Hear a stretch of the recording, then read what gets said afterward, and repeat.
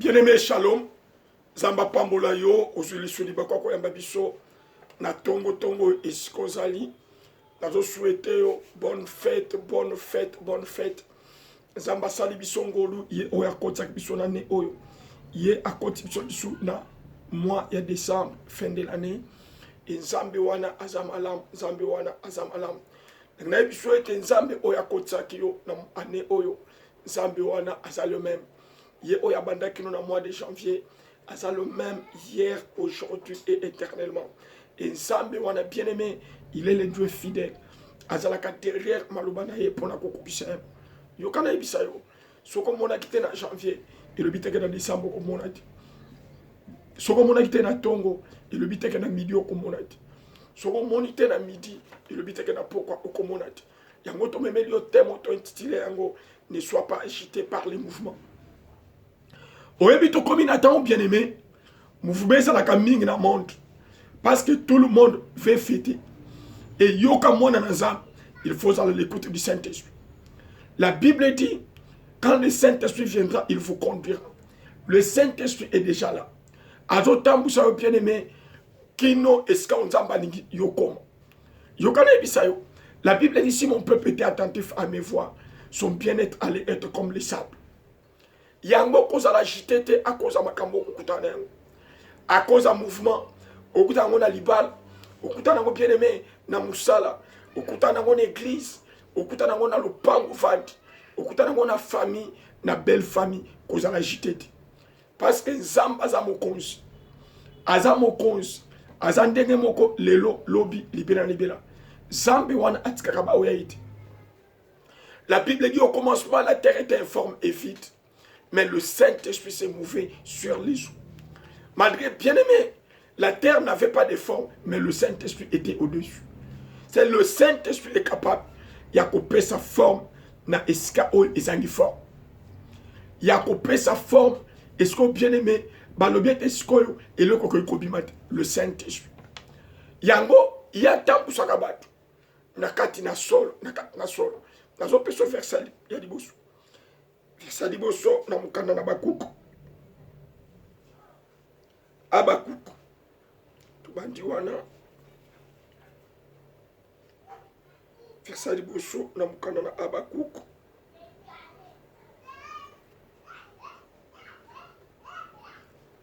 Abakuku. Chapitre 2. Abakuku. Chapitre 2. Verset 1 à 4. You can get Bible. Abakuku 2, 1 à 4. You can get Bible. J'étais à mon poste et je me tenais sur la tour. Je veillais pour voir ce que l'Éternel me dirait et ce que je répliquerai après ma plainte. L'Éternel m'adressa la parole et il dit: écris la prophétie, grave-la sur les tables, afin qu'on la lise couramment. Car c'est une prophétie dont le temps est déjà fixe. Elle marche vers son terme et elle ne mentira pas si elle tarde à temps là. Car elle s'accomplira certainement. Alléluia. Omoni mosali na Nzambe Abakouk azalaki kobondi na Nzambe. Azo bondi la komona ndenge nini confusion ezalaka ta mboka. Alingaki sikoyo azwa éclaircissement epa na Nzambe. Lokola Nzamba yokaka losambo balobi ete abondeli atikali na poste azozela ayoka nini Nzamba koloba. Alobi je vais pour voir ce que l'Éternel me dit. Parce que Nzamba akela biso na matoi ayokaka. Akela biso na monoko po ete ye palobaka. C'est tango bondeli, il faut qu'on la calme. Qu'on la agité. Malgré le mouvement qu'on salam. Qu'on la agité. Oye bato bakanga makana Nzambe. Bazaka na confiance dans Nzambe. Aye bien te soki Nzamba sa na tongoti. Akoy ko sa na midi. Soka sa na midi te ako sa na poko. Parce qu'il est le maître des temps et des circonstances. Alors pendant que Azaki na tour, Azalai ko veiller, Azaki na poste na. Et pendant qu'Azo veillé, Nzamba lobeline. Alors comment pour être prophétie au ekokokisa. Yo pe na ibisa yo. Zambo akota kona 2025. Zambe wana zana bobo. Même à salité na premier jour, yani. Akoyi kosal na dernier jour, yani. Parce qu'il est alpha et l'oméga. Car c'est une prophétie dont le temps est déjà fixé. Elle marche à son terme et elle ne mentira pas. Maloba oyazabe bien aimé et kosakati. Yango soki nzamba lobe liyo likambo kanga likambo wana zala na kondi ete makambo nzamba lobi nanga ekokokisa. Yaya nzambe nde azolo alobi il n'est pas bon que l'homme soit seul. S'il n'est pas bon que l'homme soit seul, c'est qu'il n'est pas bon que la femme aussi soit seule. Kozala jitete parce que batu bazo fing, batu bazo lobo, batu bazo tonga, zala kini. Et zala tao nzamba fixa pour la vie na yo. Soki tawane kokisa bien aimé balinga te tawana okofifa bika. Oyebi maman na biso mo kapesi témoignage dimanche. Azo pesa ta le biete libota na biso ezala ki akokangama. Ezala ki akokangama. Mabale ezala ka yaya kato vendre. C'est ko pesa la mutu d'autre ezala ki. Mais zamba lol tangu tanaye ekokaki. Yaya après 30 ans maman ya bali après 30 ans alobi nzambe wana zana bomo ina ite nzambe wana kotika ye ti na kotika ye wapi nzambe wana abuki libe kwa famille o balobeki bato bakoko pesela bango doti mais ye bapeseli ye dot et nyonso esalami mbala moko 30 ans après yaya nzambe aza na bomo kozala jite te malgré mouvement otokutana ngo na besiko vandi kozala jite te bato balobaka kaka mais nzambe nde akokisaka. Maman yazo kumisa nzambe abini yazo kumisa nzambe parce que moni bolingo na nzambe. Omoni nzambe azo balobi ete je forcerai Pharaon pour qu'il libère mon peuple. Nazo bona depuis à mois de décembre nzamba forcer scanios. O ezala ko agiter a forcer. Obima na kombo na Yesu. Mulango bakanga ki mobali na yo. Bakanga ki famille et panzana na kombo na Yesu. Parce que nzamba za na bomoyi. Article Lola Aya, Poyo Sepil. Yaya, il est possible, la fin de l'année, Oyo Sepil. Cause à la JT. Nous on peut se verser, monsieur. Nous on peut se verser, monsieur. Dans 1 Samuel. 1 Samuel. Chapitre 16. Verset 30. Pardon, 1 Samuel 17. 1 Samuel 17. Verset 30. Donc, on est besoin. David dit à Saül que personne ne se décourage à cause de ces Philistins. Ton serviteur ira se battre avec lui. Saül dit à David, tu ne peux pas aller te battre avec ces Philistins, car tu es un enfant. Et il est un homme de guerre dès sa jeunesse. David dit à Saül, ton serviteur faisait paître le brebis de son père, et quand un lion ou un ours venait en enlever une du troupeau, je courais après lui, je le frappais, et j'arrachais la brebis de sa quelle. S'il se dressait contre moi, je le saisissais par la gorge, je le frappais et je le tuais.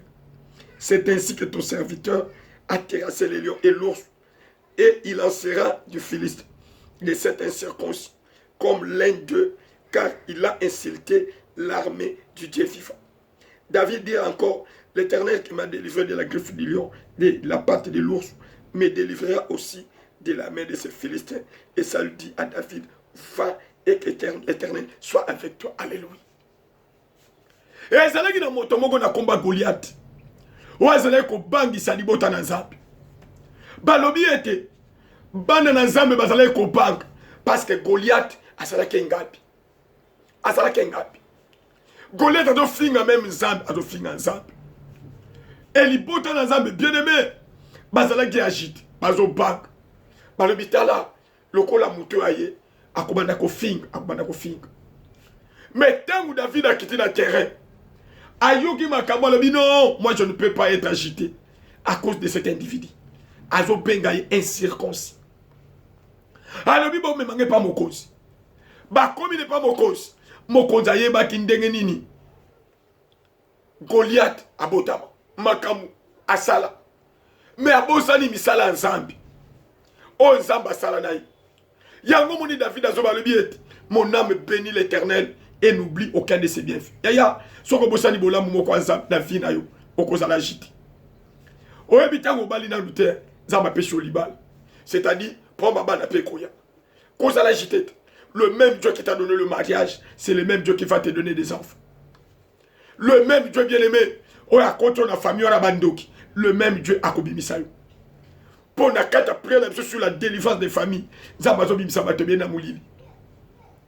Balobi David a kepa ya Saül amemi écoute. La première des choses à lobi na bango, muto alengati, muto abangati. Ngai na okende kobundana incirconcision ngai. Alobi ton serviteur ira se battre avec lui. Yoka réaction à Saül. Saül dit à David, tu ne peux pas aller te battre avec ce Philiste, car tu es un enfant et il est un homme de guerre dès sa jeunesse. Saül a bosani misala nzambe, mais akani misala mulili ya Goliath. David alobi non, tango nazalaki na nzambe, nazomona ours, nazomona lion, alinga kanga mwana meme, mais nazo kanga nazo panzai. Nazo panzai. Parce qu'il y a des zamba lol, azana bomoy. To penga kay le Dieu tout puissant. Nazo bon de la bien-aimée na tongo tongo, na fin de l'année oy. Zala connecté na zambe. Zala connecté na zambe. Zala qui connecté na batumi yango zali humilié. Yango bien-aimé oza ko échouer, mais zala connecté na zambe. Job azolo ba na Job 22-21. Attache-toi donc à Dieu et tu auras la paix. Tu jouiras alors du bonheur. Kangama na zambe. Il y a quelque chose au Zambabungis. Malgré le mouvement, Kala, au moment où il y a des gens qui ont boîte na Yesu. Balobi était mbonge beti, babani kolel. Mais le Seigneur était calme. Balobi ta bala moussière, alobi mbonge vanda kimia. Yoka, c'est matin bien aimé, makambo ko se calmer. Quand ça la jitete, au moment où diable a côté de kabiso to ça la jite. To kota na ko bank, mais Zamba lol a mis ma kabiso na calme. Nazo peut se verser. Et nazo peut se verser. Ésaïe 30, verset 15. Ésaïe 30, verset 15. Car ainsi a parlé le Seigneur l'Éternel, le Saint d'Israël. C'est dans la tranquillité et le repos que sera votre salut. C'est dans le calme et la confiance que sera votre force. Mais vous ne l'avez pas voulu. Au travers de Mosakoli. Et pour nous, ça la kimia. C'est là que Dieu peut te donner une inspiration. Tu as tongo tongo, Zamba Lola, Oya Bandi Nabisu, mois de décembre 2025, Zamba Ramimonisa. Bilo Konyos, et allez quoi agiter Vinayo. Nazo Pesango Mitinto, Etikayo na kombo na Yesu. Bilo Konyos, allez quoi agiter mariage Nayo. Et allez quoi agiter famille. Nazo Pesango Mitinto, Etika famille Nabilo. Etika foyer Nayo na kombo na Yesu. Zamba lolo oto benga mokonza makosi atambola na bino amimonisa na kombo na Yesu. Amen. Bien-aimé, tout ça dans ma prière, toujours sur la délivrance des familles. O Zamba zali komimonisa okoyi ko benga biso la première sous le yango na plus 243 9 98 49 64 29 plus 243 9 98 49 64 29 ou bien plus 243 89 89 41 931 plus 243 89 89 41 931 et tout bon de l'ensemble Zambo azo bimi sabat na mulili Zambe wana zali komi monisa tika Zambe wana apambole skozali bima kat na agitation bonne fête na kombo na Yesu. Amen.